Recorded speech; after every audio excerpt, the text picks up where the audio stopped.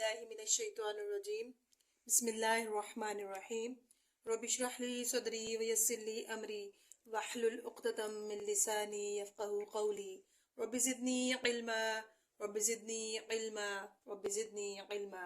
आमीन। हमारा आज का सबक है रॉ के कायदे।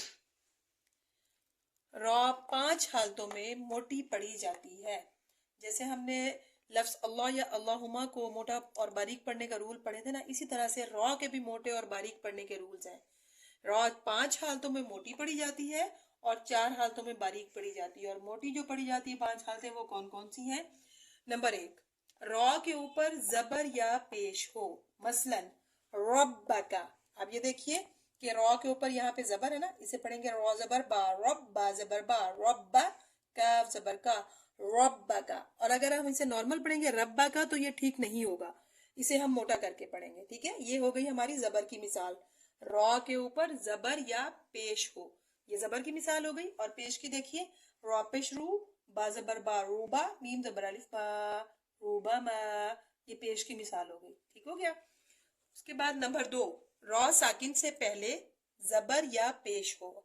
मसलन अरसला, हमजा जबर रॉ अर, सीन जबर सा, अरसा, लाम जबर ला, अरसला। ये देखिए रॉ साकिन है और उससे पहले जबर है।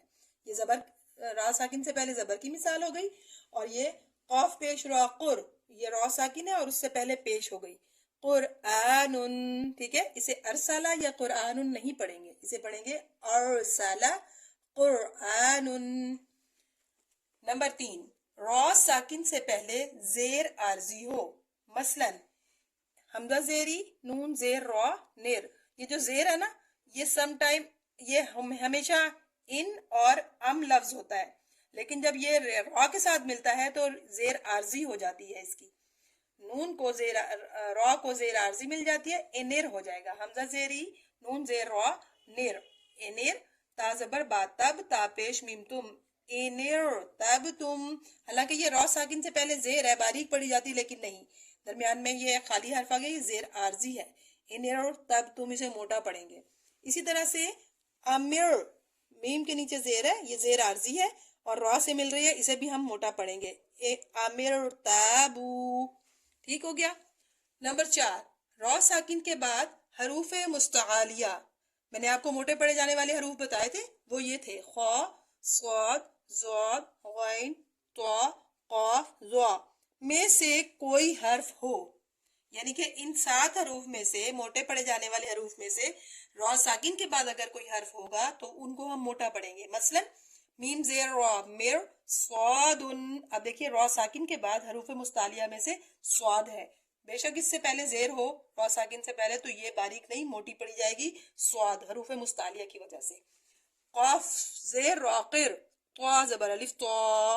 ये देखिए रॉ साकिन के बाद हरूफ मुस्तालिया में से त्वा है, तो ये भी हम मोटा पढ़ेंगे, क़िर त्वा सुन।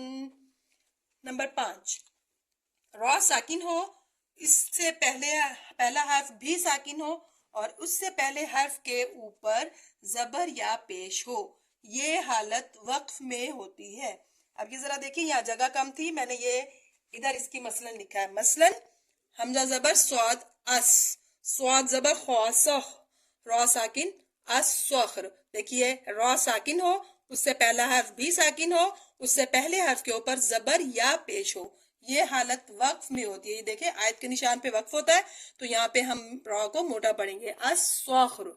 ये हालत वक्फ का मतलब ये है कि जहां हमने वक्फ करना होता है। ठीक है, वस वल कसर, रॉ साकिन है, उससे पहला हर्फ भी साकिन है, उससे पहले हर्फ के ऊपर, यहाँ पेश की मिसाल फिलहाल नहीं मिल सकी, यहाँ जबर है, जबर या पेश हो तो हम मोटा उसे रॉ को मोटा पढ़ते हैं और ये हालत वक्फ में होती है। उम्मीद है आज का सबक आपको समझ आ गया।